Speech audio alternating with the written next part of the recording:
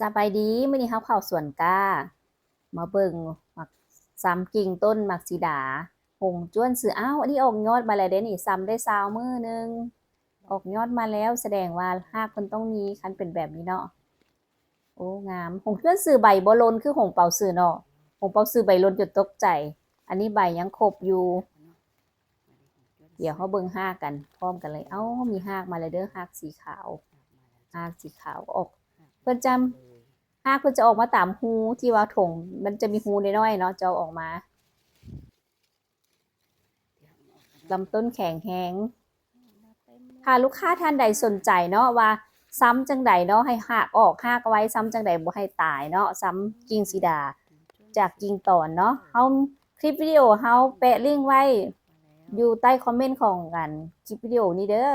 กดเข้าไปเบิ่งได้เลยในเพจของเฮานี่แหละเฮาตัวนี้ออกมาหลายเนาะตัวนี้เฮาก็ออกมา3-4ต้นมาเบิ่งกำลังแตกยอด2 มื้อยอดกำลังมาหากออกมามีหากปล่อยพร้อมธรรมดาปกติซ้ำนี้เนาะก็สามารถปลูกลงดินได้แล้วแต่ว่าเฮาจะเลี้ยงไว้อีกประมาณเดือนหนึ่งเพื่อให้มั่นใจเนาะว่าไปปลูกแล้วบ่ตายถ้าลูกค้าท่านใดสนใจจองไว้เด้อเจ้ามีบ่หลาย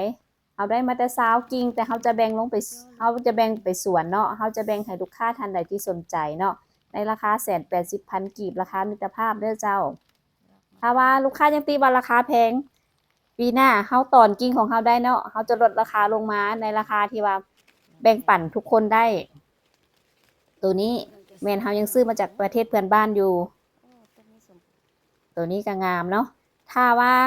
หากท่านใดคิดว่าคลิปนี้มีประโยชน์กดไลค์กดแชร์ให้